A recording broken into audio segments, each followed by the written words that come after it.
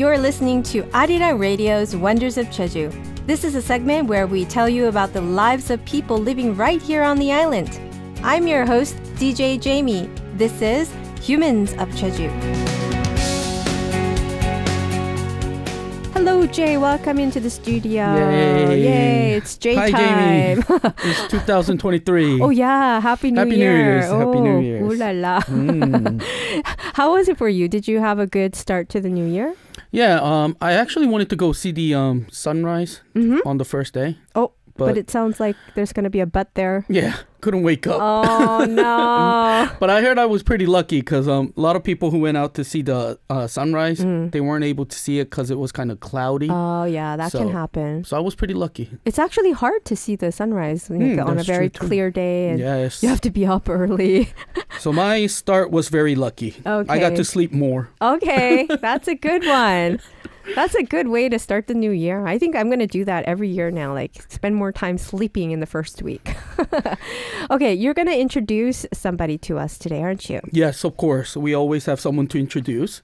So why don't we go ahead, and listen to today's Human of Jeju first. Okay. 안녕하세요. 저는 고산에서 사진관을 운영하고 있는 홍린이라고 합니다. Oh, that was short. Very short, right? Yes, short please explain. Quick introduction. Okay. We have just heard from a photographer, Hong Lin, who runs a studio in Gosan-ri village called 느린 사진관. All right, it's like 느린 slow. meaning slow. Yes. I like that word. And today we're going to tell her story about how she came to start a photo studio in a very remote village of Jeju called Gosan-ri village. Okay. And we're also going to talk about the activities that she does while taking pictures as well. I see. And a lot of people, when they think about Gosan-ri, they kind of comment that it's like a faraway village, right? Yeah. But has she always been a photographer? So actually, she hasn't been a photographer all her life. Actually, the job that she had before becoming a photographer was totally different. Oh. And it was the opposite of what she was doing. Really? But she started to take pictures after being inspired from a certain event in her life. So let's first listen to what her story is about. Okay. 제가 경상도에서 태어나서 부모님이랑 그때 명절 때 내려가서 거제도 쪽을 이렇게 여행을 하고 있는데 그때 거가대교라고 그 다리가 처음 생겼거든요. 그래서 그 다리를 이렇게 가족들끼리 지나가자 이러면서 드라이브를 하는데 그 햇빛에 반짝이는 그 바다랑 작은 섬들이 되게 많거든요. 그 섬들이 너무 예뻐 보이는 거예요. 그래서 그때 막연하게 우리나라에도 이렇게 예쁜 섬이 있다니 하면서 섬에 들어가서 여행을 하면서 사진을 찍어야겠다 이래가지고 그때부터 본격적으로 배우기 시작했던 것 같아요. Oh, the beautiful picture is going up on our YouTube live stream chat right now, but Yes. please do explain. And that's the picture of today's Human of Jeju, Hong Lin. So before coming to Jeju, she was born and grew up in the Gyeongsang-do province in the mainland. And while the event was that while taking a drive around the Jeju Island, which is island of the Gyeongsang-do province on the southeast end of Korea, and she was driving with her parents during the holidays, she mentioned that this was when the Goga-daegyo bridge, the bridge that connects the islands with the mainland, was built. And what caught her eyes was the shining sea from the reflecting sunlight and the beautiful small islands around the sea. I see. So seeing and realizing that there are many beautiful islands around Korea, she decided she would travel the islands and take pictures. And like that was when she all of a sudden changed her career and started to learn photography. I see. Interesting. So it's normal to think about doing something new all of a sudden, but not really easy to put it to actual practice. You mentioned she was doing something very opposite to what she's doing now. So can you tell us about that work? She mentioned that she actually majored in chemistry. Oh, I see. So I don't know how you're going to put chemistry and photography together. But yes, so it was very opposite. And right after graduating, she said she was lucky to have worked in a lab until she turned 28. So it was when she was 28 and on that holiday of that year when she decided on her new goal of photography. I see. Also, even before she made the decision, she did say that she is a very free spirit person who does not pursue living a life like doing only one thing for the rest of her life.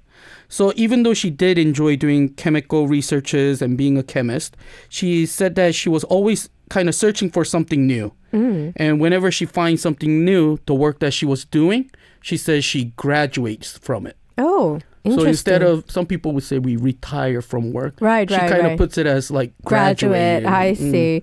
So not just graduating from school, but also graduating from the work that she did sounds quite interesting. Yes. And the way she mentioned this, she tried to make learning photography easy to approach. Ooh. Like taking it small steps rather than some people like to take like those big steps. You know, if you want to learn it, you make it into a larger scale. She believes that photography is something that anyone can do if they just put their mind to it. So with such mind, she started, and wanting to learn more professionally, she did find the work working as a photography assistant as well. Oh, wow. So she did actually start off by doing that professionally.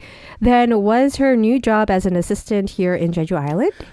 No, actually, her new job did have an influence on her moving to Jeju, but it didn't start here from the beginning. Okay. First, she mentioned that she learned how to use the indoor lightings at a photo studio in Seoul. And learning about the lighting was how she fell in love with the job. And wanting to work in photography, she made a determination to do photography for the next 10 years. Oh, I see. So that's like at least 10 years she's going to do this work. She made that determination. Before she graduates from photography. Right. But while working for the studio in Seoul, the company built a branch studio in Jeju where she was assigned to. Oh. And at the time, she didn't imagine she would live in Jeju and thought she would kind of come here, help out, and then go back to Seoul once she was finished. But things will be a little bit different as we go on. Oh, okay. Interesting. If you are in Jeju, 88.7 in Jeju City, 88.1 in Seogwipo City, 101.9 in the Daejeong area. Arirang Radio. Today we're introducing photo studio owner Hong-Lin, and we talked about how she all of a sudden changed her career from working in a lab as a chemist to doing photography after falling in love with the islands around the nation. So working in a photo studio and being assigned to a branch studio in Jeju. What was going through her mind as this happened to her? So let's first listen about how she was feeling before coming to Jeju Island. Okay. 제 인생에서 모든 게 정착이 안 되어 있을 때였거든요. 그리고 이렇게 일, 뭐 사랑, 내가 사는 곳 이런 거 모든 것이 어느 한 곳에 정착되길 바라지 않았어요. 그때는.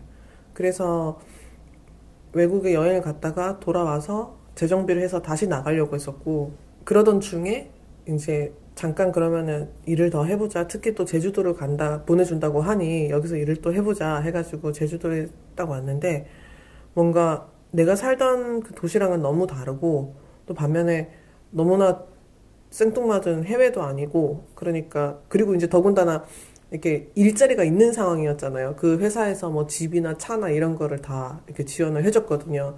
그러니까 가족들도 너무나 안심하고, 그래서 그때 저 마음이나 제 상황은 모든 게 어디 한 곳에 정착 없이 다 이렇게 떠돌고 싶은 상황이었는데, 제주도 딱 왔는데 그 갈증을 약간 제주도가 좀 해소시켜줬던 것 같아요. So while she was speaking, we were showing photos that she took on the screen for our listeners, which is actually very beautiful. But please explain what she just said. So before coming to Jeju, she mentioned that she kind of had this desire of not wanting her life to settle down in one place. So everything from work to place where she lived to even love, she mentioned she was, there was something that she did not want to settle on and was something that she was kind of wandering around about. So having such mind at the time, she said, There were times that she would just go travel abroad, come back, kind of reorganize and start a new life all over. Wow. That was how she was living her life at the time, and that was what she was planning on until she lived in Jeju. Life in Jeju, she mentioned, had a different feeling. There was something about Jeju that kind of filled her heart of wanting to now settle down. And when she said she moved to Jeju, it was the 70th year anniversary of April 3rd incident. Oh. And while traveling around, she began to see a whole new side of Jeju and that she really never knew before. So leaving here and kind of seeing and feeling different things about Jeju than the things that she knew about, like such as the history and how even the weather kind of frequently changes. She started to sense that Jeju will be a place where she wants to settle for a long period of time. Interesting. So I guess it kind of, in a way, it kind of sounds like it has enough changes that she Right. could settle down here. Okay, so that's how she finally decided to settle down on Jeju Island. Then what about her job after being assigned to the branch studio in Jeju? What was that like? So the studio that she first worked at was actually right next to the Jeju provincial government office. Oh, okay. And at the time, she mentioned that she came along with other male employees from the Seoul branch to open the studio and kind of get started here in Jeju. But then she was the only one left to stay and run the studio. Oh. So in the beginning, she mentioned that it seemed like all the Jeju people living around her kind of seemed to be very curious about her and was kind of observing her to see why she was here and what she was doing. And she even said she lived on the second floor of the photo studio that she worked. And next door lived a grandmother who she mentioned would always kind of sit on the stairs and observe what she was doing. Sounds very Jeju, right? It does. But being a person who gets along with others very easily, she mentioned she was able to become friends with the neighboring samchun들. And that kind of made her time go by fast, like from days to months, and then it became years. Wow, interesting. So she must have like a really friendly personality, it sounds. So while living on Jeju Island, I've heard that she started a special project as well. Yes. So let's listen about the project first. Okay. 시옷 프로젝트를 혼자 하기 시작했어요. 그게 뭐냐면 그 시옷으로 시작하는 그 다양한 것들을 저 혼자 아카이빙 하는 건데 뭐 예를 들어서 섬, 그다음에 뭐 제가 찍고 있는 사진, 뭐 사랑, 사람, 뭐 삶 이런 것들 그런 것들 이제 아카이빙 하는 중에 제일 첫 번째가 그 제 자화상 가지고 그 사진을 이제 찍기 시작하면서부터 이제 셀프 포트레이트를 계속 찍는데 그때 이제 혼자 저지리에 있으면서 그 다양한 시도를 많이 했던 것 같아요. 그래서 자화상 찍어서 그걸로 이제 제일 첫 시옷 프로젝트를 이제 그때 전시를 같이 했고 그 프로젝트를 하면서 그냥 단순히 사진만 이렇게 찍는 게 아니라 그 사진에 대한 그 분위기나 느낌? 어떻게 보면 이제 사진 그 피사체는 한 사람이잖아요. 그 한 사람인데 조명이나 뭐 색깔로 전혀 다른 분위기를 연출할 수 있고 또 거기에 담겨있는 의미가 또 있다 이런 거를 옆에 같이 글로 같이 써서 전시를 했었거든요. Beautiful photos were being showed again, by the way. So could you please explain? So the project was Siot Project, which she took pictures and held an exhibition as well. What this Siot Project is archiving the photographs of the things that have the Korean letter character Siot. You know, the Siot? Yeah. Like such as 섬, 사람, 사랑, 삶. So it's like the Korean alphabet. Right, the Siot. Siot. She mentioned that she especially loves the word that has the Siot in them. Oh. And the first theme that she did was self-portrait. So taking pictures of herself. Because one thing that includes all the words such as 사람, 사랑, 삶, she thought of was her. Oh, I see. You know, because people, love, and life. It kind of defined her. I see. And while doing the project, she felt it was the time for her to start a photo studio and exhibition space of her own as well. So she moved to Jeoji Artist Village area. So there she held an exhibition of her self-portrait. And for the exhibition, she mentioned she tested various ways with lighting to show how one person's face can give different feelings through lighting as well. And even wrote words to describe her feeling at the time. Oh, okay. So this project is called Siot Project. Very interesting title. And it sounds like anyone can be the theme of the project as well. It's amazing to realize that there are so many lovely words that start with Siot, like you mentioned, 사람, 사랑, 삶. And I guess this means that the Siot Project can be archiving forever. Yes. So she mentioned in the beginning of wanting to take pictures for the next 10 years, right? And the subject for her Siot project seems to be infinite. Right. Another thing that she's doing with her Siot project is 소식. We got another Siot in there, which means news. And recently she's writing letters for people who live far away from her and is collecting the letters as well and slowly collecting them one by one. She thinks it will be the second exhibition of the Siot project. Oh, wow. Also, while running her studio, 느린 사진관, she's writing a hand letter for the customers as well. Ooh. She mentioned that wanting her customers to kind of cherish the moment of taking picture in Jeju for a long, long time, she sends the photographs slowly through postal services. Oh. So that it takes its time. Right, so that it takes its time. And that is why the word 느린 is the name of the photo studio as well. And that was when she moved to Jeoji to Gosan-ri village to open and run the 느린 studio. Oh, wow. Thank you for that explanation. What was it about Gosan-ri village that made her want to open and run her studio there? I'm curious. So a reason for her to move out of the Jeoji studio, she mentioned, was because of another change in her life. And at the time in the Jeoji, she mentioned that she came in contact with various artists and small store owners who gather and run flea markets and exhibitions. And while doing so, she says she fell in love with a painting, which led her to find the love of her life. The artist of the painting, the man that she fell in love with, was just like her in that she didn't major in art, but he became a painter even though he didn't major in art. So Hong-min, who thought she would never settle down, actually met an artist she loves, and she got married here on Jeju. Oh, I'm so happy for her. That's so romantic. So a man who paints and a woman who takes photos meeting together and falling in love. How nice. Yes, so she mentioned that all this was really unexpected and she didn't imagine getting married in Jeju. So now having a family of her own, she mentioned that she wanted to live next to close friends, like good friends of hers. And that's how they moved and opened a studio in Gosan-ri. Okay. So when they first moved to Gosan-ri, there was only one pub, they said, her photo studio and only a few restaurants. But now in Gosan-ri, there's cafes, gift shops, and stores that are coming in. So the village that used to be kind of quiet and down and pretty dead was now finding energy and becoming lively as they moved to the village as well. Oh, that's good to hear as well. So you wonder who would live in such a remote area, but listening to her story, the village sounds like a very ideal place for people with their own stories to gather and live together.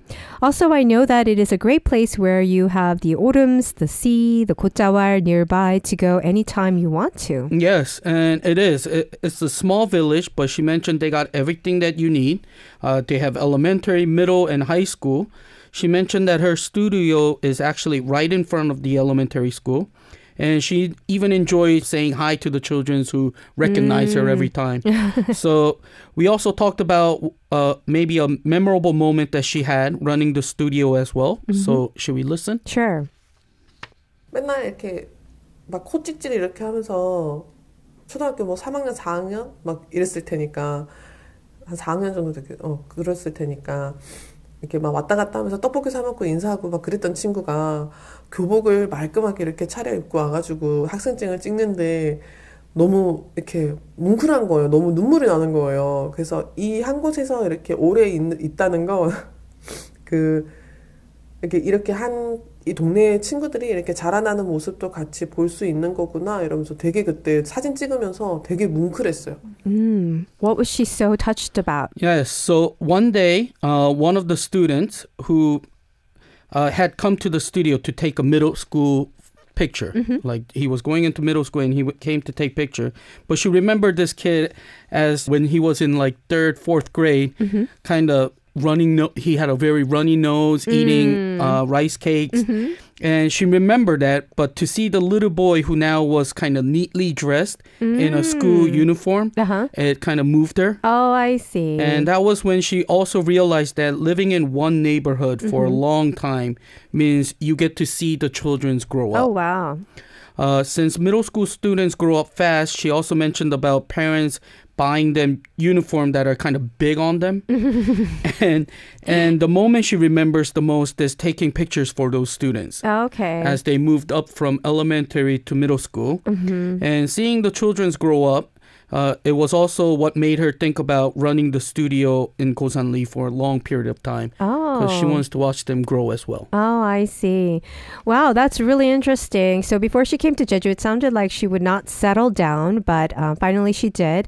And it looks like she's really found her purpose here in the village called Gosan-ri. You want to message me? Go ARIRANG. arirangradio.com. We're talking about a photographer, Hong-rin, who's the owner of Nurin 사진관, who lives in the Gosan-ri village. And can you tell us more about her life in the village? Yes. So first of all, Hong-rin she's a very active person. She likes to plan events as well. So as small business owners began to increase in Gosan-ri around her studio, she wanted to do something fun all together and gathered up all the owners. Oh. And together they held a flea market on the street of Gosan-ri village. Oh. Even though all the owners are like friends and neighbors, and using the parking spaces on the street, last year they held a flea market to sell used items and fun and interesting items that they have as well. And during the market, she mentioned that a lot of visitors from outside came along. They came to the flea market, and also village neighbors, they enjoyed it as well. I see. Which made the street very fun, like a festival.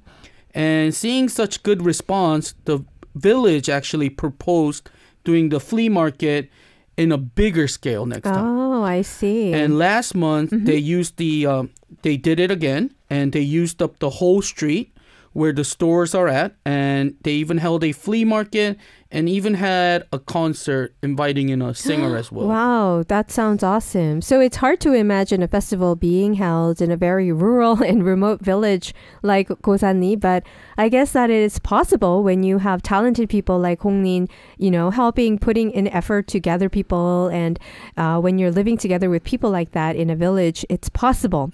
So being talented as she is, it would seem like there are so many things that she would like to do. So we did ask her about her plans from now on. And as we mentioned before, the first plan of hers is to run the photo studio for a long period of time. But that does not mean that she wants to do only this job for the rest of her life. She wants to do it at least for another 10 years before graduating. Yes. And she doesn't know when and what will be the next thing, and when she will graduate from taking picture as well. But anyways, right now she's working as a photographer, and along with her husband, who draws pictures, are running a project together as well. Oh, how nice. And the name of the project is SAI Project. The project involves the couple traveling together while she takes pictures and her husband draw pictures. Oh, okay. And they're currently planning their finished work. And what SAI, S-A-I, stands for is Street Art In. Oh, that's what it means. So, for example, if this project is held in Jeju, then it is Street Art in Jeju. Oh, okay. That's what SAI stands for. It's not your singer SAI. Yes, it's different. Right. So the couple came up with such titles so that wherever they go, they would be able to come up with a title as well. Well, it is lovely to hear that the couple is doing a project together, and sounds like a really cool project at the same time. And living in a special place, I believe today she has a very special spot of her own to introduce for our listeners. Yes, she did. And so let's first listen. 한라산 천막, 한라산 아래 중산간 이상으로 올라가면 그 엄청 드넓은 초원처럼 이렇게 펼쳐져 있어요. 거기가 새별오름 목장지대여서 그런지 모르겠는데 이렇게 길이 좁은 길이 나오거든요. 그 길 양옆으로 엄청 넓은 초원인데 이렇게 초록색 밭에 하얀 눈이 내려 있거나 아니면은 뭐 초록 잔디에 뭐 초록색 삼나무에 하얀 눈이 쌓여 있거나 그런 장면이 되게 예쁘더라고요. 사실 눈이 왔을 때는 나무들이 다 시들어서 초록색 나무가 별로 없잖아요. 그런데 제주도에서 매력 중에 하나가 눈이 내려도 초록색 나무를 같이 볼 수 있다는 게 되게 매력인 것 같은데 그 저지리에서 금악 지나서 그 평화로 타고 올라가는 길, 그 길을 추천합니다. Please explain what she just mentioned. So before Christmas, we did have a lot of snow here on Jeju Island. And whenever it snows a lot like it did, there's a place that she likes to go to.